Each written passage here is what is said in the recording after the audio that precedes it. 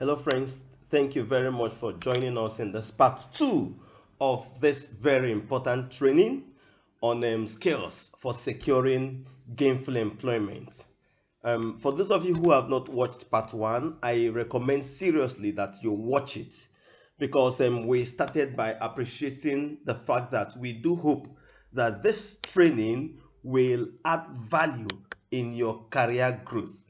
Okay, and that is why we desire that you subscribe to this channel because this is only part two. Part three is also on the way. All right, now the point we are trying to share in this video is the fact that it's quite challenging securing gainful employment. If you don't acknowledge it, you will not give it your best. Two, it's important to learn how to prepare a winning CV and then an attractive cover letter. And attractive cover letter is what we want to treat in this particular video here. All right. So, but then in the last discussion, when we were presenting samples of good CV, we only presented for recent graduates, fresh graduates, and we noted that it may be important to also show us a CV of an experienced person. And I mentioned that it's important to know that your CV is supposed to be dynamic. You pull in things that will show that you are very dynamic on your CV, and that will go a long way to helping you to make sure you don't mix up things. So let me show you the CV of an experienced person. This is the same Juliet Okonkwo, a hypothetical candidate we have been discussing. And Juliet Okonkwo has, you see, the year of birth is still there, even the experience. She decided to put it for benefit of doubt so that people will not be at, wondering what the year is all about. Now, those informations are well stated there. The fact that her place of birth and email address and phone numbers, and then the career objective is straightforward to significantly contribute towards institutional development and all of that. This is clear. And then she decided to put a kind of profile, professional profile, which looks like a resume. By the way, resume is a summary of your CV. So she tried to summarize who she is in a professional profile because she has got quite some experience. So she noted that she's an economist working with World Food Program Nigeria and has keen interest in certain areas, and those areas are stated. She noted her proficiency in quantitative and qualitative data analysis and the software she can handle. So at a glance, somebody knows the capability of this individual just looking at this professional profile. She has also participated in different research programs showing her experience in research. Her degree is mentioned briefly, and then the places where she has worked. Now look at the educational qualification. Like we said, is you structure it in a way that people don't need to start matching things on their own. They may run into confusion. So the degree, master's degree, the school is noted together. The first degree is also noted. In this case, you see, she didn't put her class of graduation.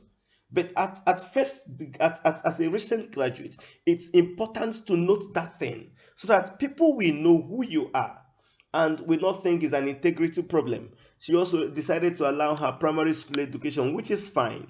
Now, work experience. She noted where she's working. She numbered it number 1, 2, 3, and all of that. And for each one she numbered, she mentioned her position. She worked as a research administrative manager, the unit, so that somebody knows where she is working.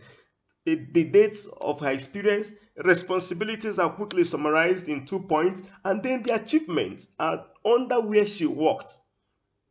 She did the first thing, cost of evaluating the cost of with management techniques on farm and all of that, all the trials, and then she conducted processor dealer market survey in diversification and utilization of crop in Kaduna State, Nasarawa State, Katsina State in Nigeria, and has submitted report. She noted when she did this was concluded in August 2020, and she served as team lead, analyst, and report writer. Then she also conducted a focus group discussion in collaboration with certain organizations. It's noted there. And then she conducted it in certain places: Abuja, Enugu, Lagos, Kano. And then she was the one that supervised Enugu and Kano, because the study was done in this area, but she managed Enugu and Abuja, and the work was concluded in June 2021. So somebody can see how progressively how this person is making impact. Is designed and conducted socioeconomic and impact studies on certain things, and the project was done in Nigeria, Mali, Ghana, and Zambia. And then the date, that one is not stated. She participated in consultative forum at Dakar, Senegal, and the date is stated, and then she contributed in preparation of baseline whatever, and the date is stated. She conducted a household cassava monitoring survey in southeast Nigeria. That's a regional study, and covered 625 households in 125 communities in Enugu, Anambra, Ebonyi. So somebody who is looking at this individual knows that this individual has gone very far, is exposed, has interacted with people, okay, and all of that. Look at the second place she worked. Started computer enterprise. Remember, that was where we showed as inexperienced staff. Her position and her achievements is also stated, like we mentioned. And then as her NYSC National Youth Service Program, what she did during the program. Then, because she's experienced, she had academic research output. She stated her publications, published journal articles, then research reports, and then posters she presented in maybe conferences or seminars and all of that. Then other skills she has are well stated and all of that. She got an award for NYSC in something, and then professional training. Other interests are included. So this is a clear CV of an experienced staff. Okay, and I don't want you to mix up with somebody who is just starting. But where do you get this experience? Even as a volunteer worker somewhere. Anything you achieve in your place of work, quickly go and include it on your CV. Don't wait until when you want to apply for the next job. So that makes the CV like a living thing. It's growing every day. So that any day you send it out, it will attract the attention you desire. All right? Now, having said that, let's quickly get to the business of the day.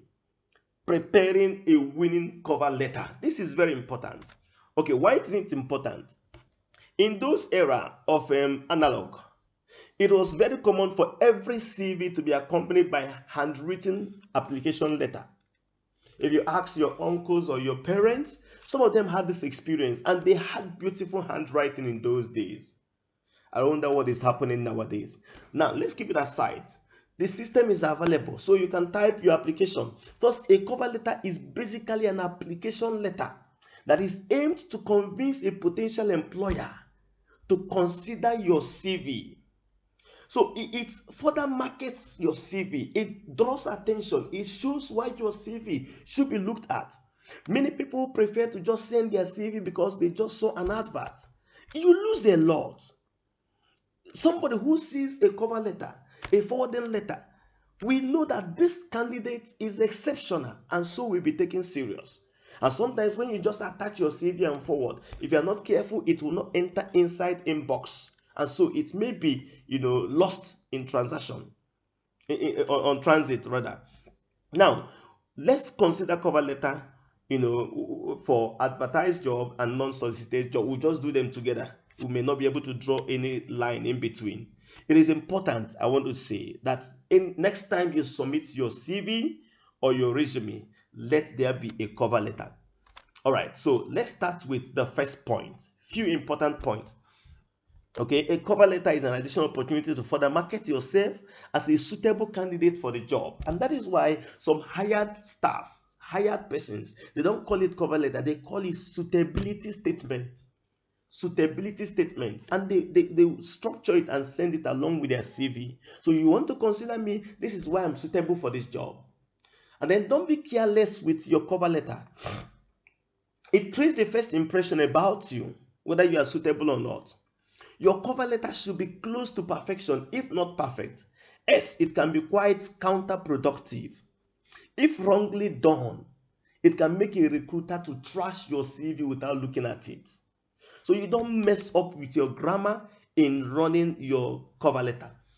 Then, of course, when you are sending your cover letter, because in most cases you send it as an attachment, make sure you save it. You can save it with that word cover letter and then your name, just like your CV. If you are sending it out, you can put CV and put your name, possibly your name in full. Okay, so that if there is need to search for you on a lot of folders on the system will quickly pick up your CV. All right, good. Except it is specified. Some advert will tell you how to save your cover letter or CV, and then some cover letter you may not attach them. They may just be included as a forwarding mail where your CV is attached. Now, the cover letter is expected to have like 3 paragraphs. The first paragraph is to grab the attention, which is very important, of the hiring manager. If you don't grab that attention, you've lost it. Okay. The second one is to show that you can deliver. To show that you can deliver. That's the second one. To show that you can deliver if given opportunity. And how do you show it? By showing where you have delivered before. Show your suitability, second one. And then in the final paragraph, you prove that you are well fitted for this job. These are things expected of you to do. Now let's take them quickly, 3 paragraphs, and then I'll show you example of a winning cover letter, and then we stop there. Right? Thank you for joining us so far. First paragraph, write a catchy opening paragraph. Few sentences at the beginning of your cover letter will determine whether the hiring manager will read on or not. If you are not serious with it, quickly it's trashed. Simply explain why you are the perfect candidate. That should be your first paragraph. Second paragraph, you need to give the hiring manager exactly what he or she is looking for. Okay? What he or she is looking for. You have to show that you are going to satisfy the company's specific needs as advertised. If not advertised, as you are proposing. In the first statement, show that you are good in your area. Like perhaps you show that you've got quite some experience in that area. But don't keep bragging. If you keep bragging, people will not want to work with you. Okay? Then the remaining part of that second paragraph is where you quickly tell your previous experience or training that makes you suitable for the job. So in the second paragraph, you quickly show why you fit in. And then the third paragraph is very, very important, because that's the last statement the person will read and know whether to check your CV. The key in writing a perfect third paragraph is to show the hiring manager why you want the job, not any other job. Why you want this specific job if it is advertised. If it is not advertised, your proposed job, why you want it. Be specific. And if you're able to nail hit the nail on the hammer, you will likely get an invitation. All right, so let's quickly show what a cover letter looks like. Now, before that, you have to make the recruiter get excited to start reading your CV as soon as the person is concluding reading your cover letter. How to make a cover letter is to make sure it brings value. Okay, now let me quickly show you a sample so that we don't spend a lot of time on this video. Okay, now remember to mention that your CV is enclosed. So the next thing we want to show is to present a sample of experienced person's cover letter. Yeah, we permit us to take experienced person cover letter, but you can tailor it to what you want. Okay, and may I quickly tell you that the person who used this cover letter, I know the person so well. He got that job. He got the job with this oil firm. Okay, now look at the first paragraph. It is let me minimize this so that you see that this is just 3 paragraphs. Paragraph 1, 2, 3. What is in paragraph 1? Let's look at it quickly. Paragraph 1. It is my pleasure to apply for research associate socioeconomics in your petroleum firm. Look at how he started. It's my pleasure. So there is this excitement, there is enthusiasm. If you start in a very cold way, you are not catching attention. Like you are writing it and smiling. It's my pleasure. So the person begin to visualize your face on your letter. As a young economist, I have always been interested in the petroleum industry. Now you are trying to, what are you trying to do? Remember what we discussed on the first paragraph. The first paragraph, you are trying to catch attention. Okay, so let's follow it that way. First paragraph, you are trying to catch attention with a catchy statement, and then few other things to show the hiring manager to go ahead and read why you are the perfect candidate. All right, so it says that okay, it says, I've always been interested in the petroleum industry. Somebody will wonder, he's an economist and is applying for this job. So I've always been interested in the petroleum industry. This influenced the choice of my BSc degree project titled Gas Industry in Nigeria, Implications for Economic Growth. The work was done in 2007. My MSc project on the effect of oil exploration on the socio-economic well-being of Ogoni community in Niger Delta region. It was done in 2016. As a result, I will be most grateful if given the opportunity to contribute to advancing host community development trust implementation project of your organization with focus on socio-economic assessment and management. So invariably, this person has shown that, look, I am excited to apply for this job. I am the best candidate for this job. Now, he goes ahead to do what we said in second paragraph to show that you have the experience and you are suitable for this job. He said, I have 5 years working experience as a socio-economic researcher. So 5 years, you throw up a figure. There is this power in throwing up figure in your write-up. So the person quickly imagined 5 years of working as a socioeconomic researcher. I don't know what your discipline is. Tailor it down to your discipline. He said, at the moment, remember I told you that people prefer to give their shoe to be amended to a busy shoemaker. And that is why, as much as possible, find somewhere and attach yourself, even if it means being a volunteer. So that when you are applying for a job somewhere, you'll be referring to the fact that you are busy somewhere. You will likely have more opportunity than somebody who is at home not doing anything and seeking for a job. They may think that person cannot deliver, and that's why the person is sitting at home. Otherwise, he would have been working somewhere. So he said, at the moment, I work as a research administrative manager with ABC organization in Lagos. I joined ABC organization in January 2022. You look at the connection. I work with them. I joined them. He wants to refer to a place where he worked before coming there. So I joined them in January 2002 after working with the socio-economic unit of XYZ in Oyo State for 3 years as a research associate. So somebody is able to add up the figure. He was in 3 years before joining this organization in 2022, and this is 2024. That has made up the 5 years in question here. Let your figure add up. The people who are reading your lines are not idiots. They are brilliant managers trained to be able to single out a very bright candidate. He said, in my capacity as a research administrative manager in XYZ, where he worked before, I conducted 3 nationwide socioeconomic survey.